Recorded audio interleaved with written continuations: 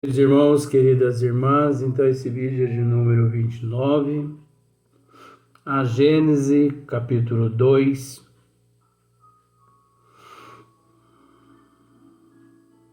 A questão é de número ainda, na questão de número 18. Então, para que tal não se dê, indispensável se torna que ele seja infinito em tudo.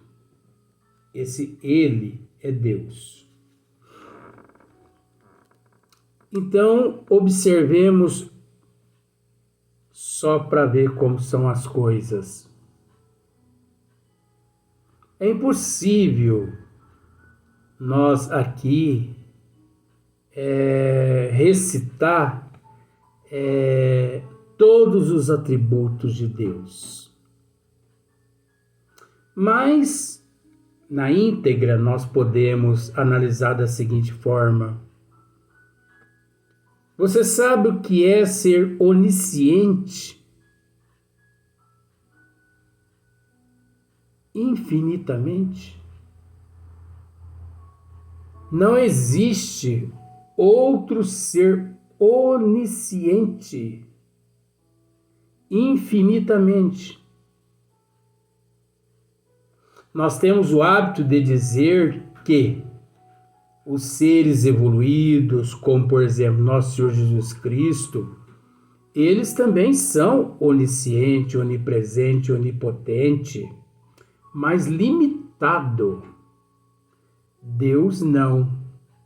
É ilimitado, é eterno, é infinito. O onisciente de Deus é tão eterno tanto quanto Deus. Então, o onisciente, saber absoluto pleno, o conhecimento infinito sobre todas as coisas. Isso significa que ele tem um conhecimento absoluto pleno, né, sobre todas as coisas. Tudo.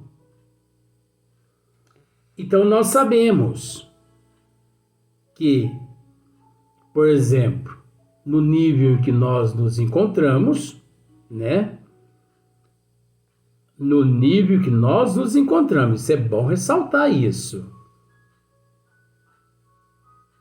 O fluido cósmico universal, aurido de Deus, é essa propriedade a qual os ministros e os arquitetos siderais, eles, né? Porque chegando nessa condição, nesse nível evolutivo, eles podem apossar-se desse fluido cósmico universal e dar forma a tudo que eles, de acordo com o nível evolutivo deles, eles possam ou que eles tenham em mente a dar forma, de acordo com o nível evolutivo dos seres e de tudo mais. Porque Deus, na verdade, veja bem, gente, Deus ele não fica para cá, para lá, construindo planeta, não. Ah, Deus fez Júpiter. Ah, Deus fez o Sol. Deus acabou de fazer a Lua. Deus fez aquela estrela lá. Ó. Aquela estrela também foi Deus que fez, né? O cruzeiro foi Deus que fez. Veja bem, Deus não se preocupa com isso, não. Deus não se preocupa em ficar fazendo galáxia, mais galáxia, não. Deus não se preocupa em ficar criando dimensão, não. Nós temos que entender que Deus, ele é o tudo. Nele nos movemos, nele existimos. Eu acho que não existe palavra assim que resume tanto o Criador e nós quanto essa de Paulo. Então, Deus não fica para lá, para cá, construindo planeta, preocupado com galáxia, com dimensão. Deus tem os ministros, Deus tem os arquitetos siderais, aqueles seres que chegaram a um nível capaz de, apossando-se do fluido cósmico universal, que é o que nós conhecemos no nível evolutivo que nos encontramos, para dar forma às galáxias, para dar forma aos corpos,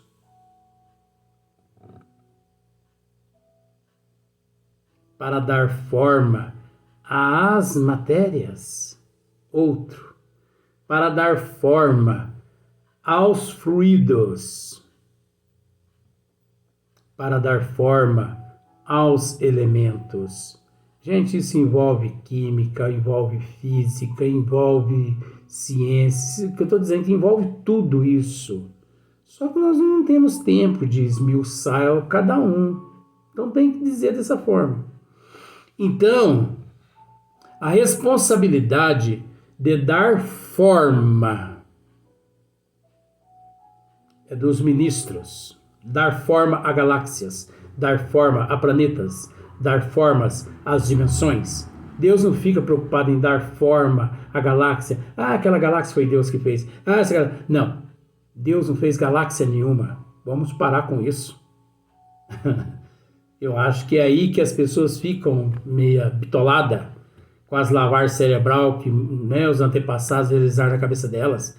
Deus não fez galáxia nenhuma. Deus não criou dimensão nenhuma. Deus não criou planeta nenhum e Deus não quer nem saber de criar planeta.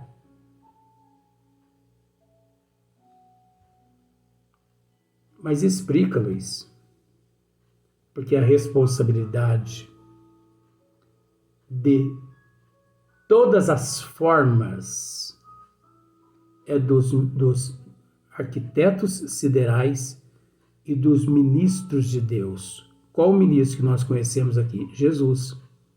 Então, esses ministros, eles apossam-se do fluido cósmico universal, eles é quem dão forma às galáxias, eles é quem dão forma às dimensões. Deus é responsável pelo fluido cósmico universal. O fluido cósmico universal, ele possui todos os elementos os quais os ministros e os arquitetos necessitam para dar forma a tudo que os arquitetos e os ministros têm em mente. Depois que os arquitetos e os ministros dão forma a tudo, Deus deposita a vida. Deus é responsável pelo fluido cósmico universal e Deus é responsável pela vida. Que nenhum ser no universo e nos universos, por toda a eternidade, tem conhecimento do princípio da vida como Deus a conhece. Eu acho que agora eu disse uma coisa que eu tinha vontade de dizer. Seres nenhum nos universos, em todas as dimensões, por toda a eternidade, tem conhecimento da vida como Deus tem. Ele que sabe como tudo acontece, de forma que ele deposita a vida naquilo que os arquitetos e os ministros dele deu forma. Veja bem, gente, os ministros e os arquitetos, eles também não criam planetas. Eles não criam galáxias. As pessoas precisam ter isso da mente. Esse negócio de criar. Deus não cria. Os arquitetos e os ministros também não. Deus fornece o elemento. Os ministros e os arquitetos, eles dão forma àqueles elementos de acordo com a vontade deles, mas obedecendo os desígnios do Criador. Porque você pode observar as galáxias em formas, elípticas. Observa para você ver. Elípticas. Isso faz parte dos desígnios de Deus. Então, os arquitetos e os ministros, sabendo disso, eles dão forma ao fluido cósmico universal, àquele corpo, que se move elipticamente. É difícil isso? Então, ninguém tem conhecimento. Vamos pensar assim. Ninguém sabe como Deus cria a vida. Ninguém sabe. Isso é o segredo de Deus. Mais ninguém. Olha, Luiz, você pode ir para o fogo do inferno. Abra o caldeirão aí que eu pulo de ponta cabeça. Eu pulo de ponta cabeça e ainda mando fechar a tampa da panela ainda, do caldeirão. Porque tanta certeza igual eu tenho a respeito dessa questão, se abrir o caldeirão eu pulo de ponta cabeça, não precisa nem empurrar. Isso é certeza demais. Então eu não estaria dizendo isso aqui se fosse uma palhaçada. Você entendeu então? Deus não cria galáxia, Deus não cria planeta, Deus não cria... Você entendeu, né? Deus não cria sol, Deus não cria nada. Deus fornece o fluido cósmico universal. Os ministros e os arquitetos também não criam nada. Eles dão forma a esse fluido cósmico universal que foi pedido. Esse fluido cósmico universal, ele possui todos os elementos os quais os arquitetos e os ministros possuem em mente. Agora, é preciso dizer uma coisa. O fluido cósmico universal é aurido de Deus. Eu vou usar aquele termo por falta de outro. Seria como se fosse uma irradiação de Deus. Uma emanação de Deus. Agora, a vida emana de Deus também. Só que ninguém sabe como e quando isso acontece. Ah, Luiz, mas isso não é abusar demais, mexer... Gente, isso aqui não é o catolicismo, não. Isso aqui é o espiritismo. Nós podemos estudar isso à vontade. Então, a vida, todo tipo de vida, você entendeu? Deus sabe o princípio dela, mas ninguém, né? Agora, quando fala-se na vida, gente, não resume só na vida humana, não, tá? É só vida humana, não. Aí nós temos que pensar que existe vida no reino mineral, no reino vegetal, no reino animal, no reino hominal e por aí em diante. Existe vida no macrocosmo, no microcosmo. Você já parou para analisar, por exemplo, quantos bilhões de células existem no nosso corpo físico?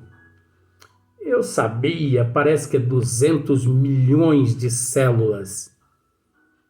Você sabia que cada célula dessa é uma vida? Tudo é vida. Só que cada vida ocupando-se um corpo de acordo com a evolução naquele estágio que se encontra, um dependendo do outro. Porque Deus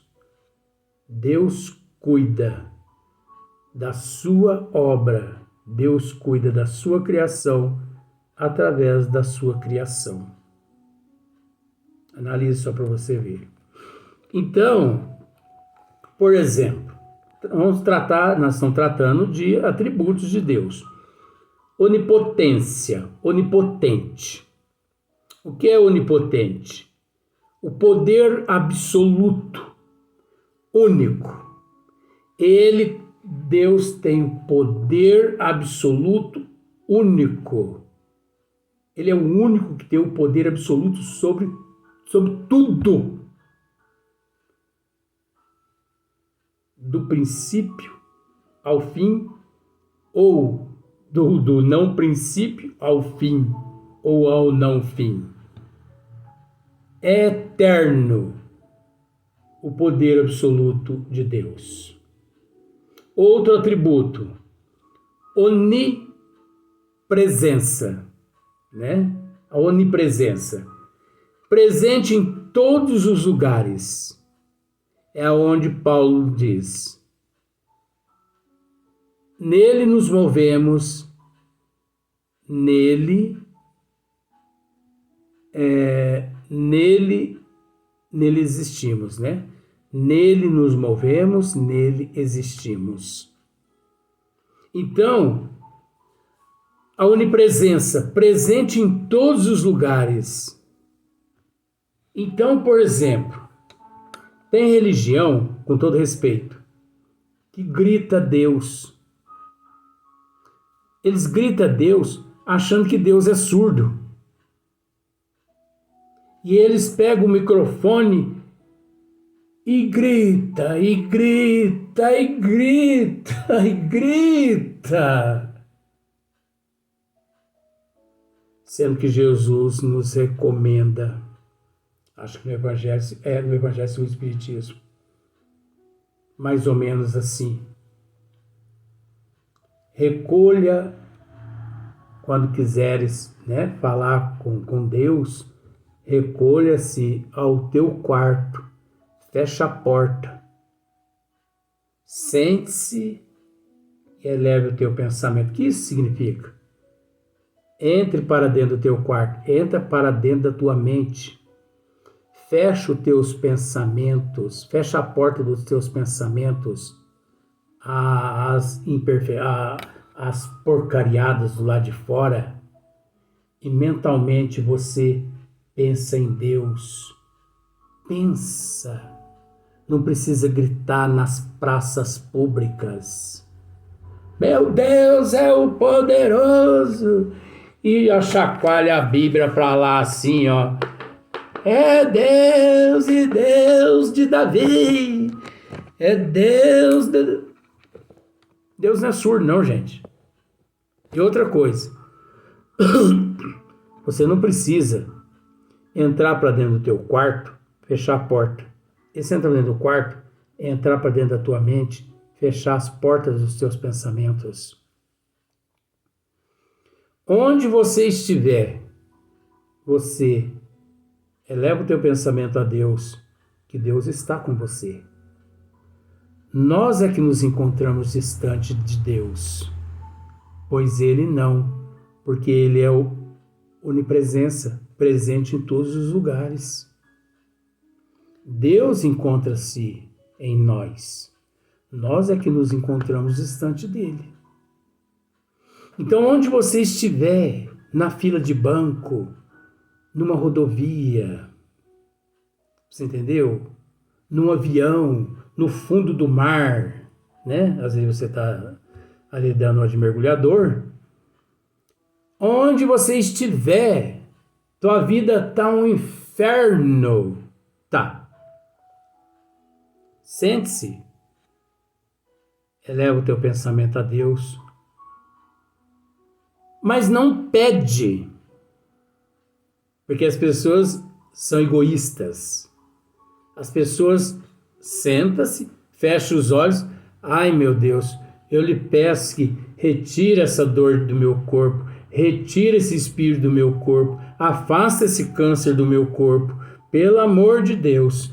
Eu não posso morrer agora. Tá.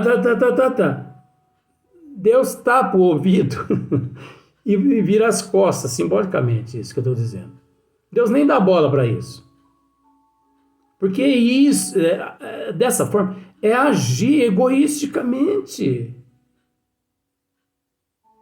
Ué, mas então, eu vou fechar os olhos e vou pedir a Deus o quê?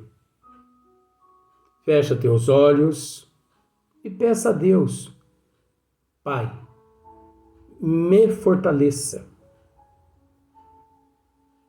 Envie-me mais energias além das que o Senhor tem me enviado, para que eu consiga superar essa prova e essa expiação. Para que eu consiga, Pai, me dê forças, além das forças que o Senhor já me concede. Porque eu sou tão ignorante, Pai, que eu ainda não consegui enxergar os teus benefícios. A tua bondade, a tua magnanimidade, a tua generosidade para com a minha inferioridade. Então eu peço ao Senhor que me dê forças para me resistir a essas tentações.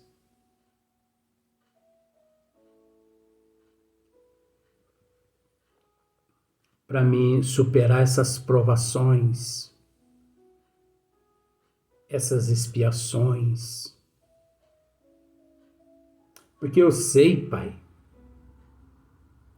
que pelo fato de que nada nos acontece por um acaso, eu me encontro numa batalha não por um acaso. Mas sei também, Pai, o quanto eu sou fraco. Eu confesso. O Senhor sabe, mas eu confesso. Que sem o Senhor nada sou. Reconheço. Reconheço a tua grandeza. Mesmo em meio à minha ignorância. Eu sei que sem as tuas energias, sem a tua força, eu vou sucumbir. Então, Pai, permita que eu não venha me sucumbir. Me dá força. Você entendeu? Então, se você pede dessa forma, pode ter certeza.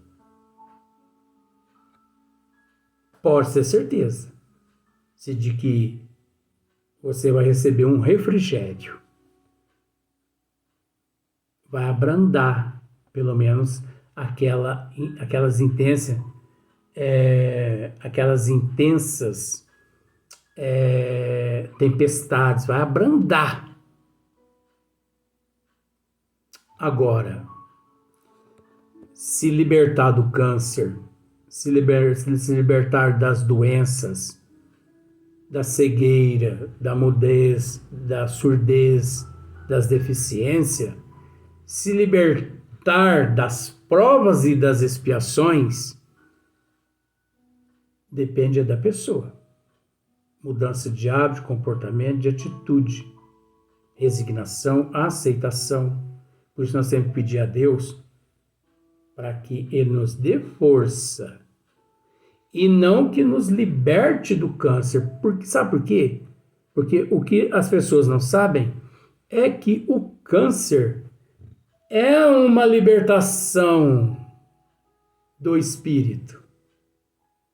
Que antes de reencarnar, nós mesmos acrescentamos na nossa programação reencarnatória câncer aos 30 anos, câncer de pâncreas. Aí lá a gente sabe, né, que esse câncer vai ser uma dádiva, uma bênção aqui na Terra. Aí a gente aqui no corpo físico, o oncologista fala assim, você está com câncer. Quê? Ai, doutor, a pessoa sofre até um infarto perigoso, morrer antes de infarto por causa da notícia do oncologista. Nós temos que agradecer pelo câncer.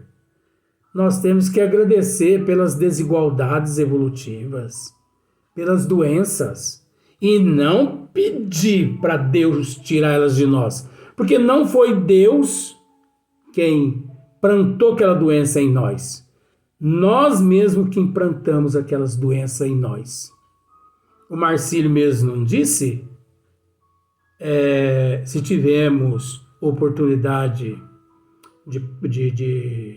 de semear, de plantar, nós temos também o dever de colher.